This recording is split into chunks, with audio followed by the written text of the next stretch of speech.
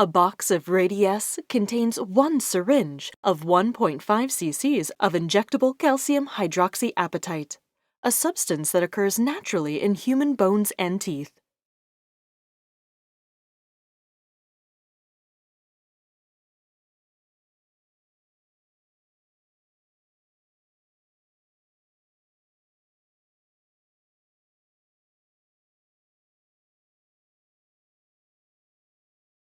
The syringe comes packed in a sealed foil pouch. The box also contains two 28G needles. The sealed foil pouch keeps the syringe in an ideal environment to prevent the gel from hardening.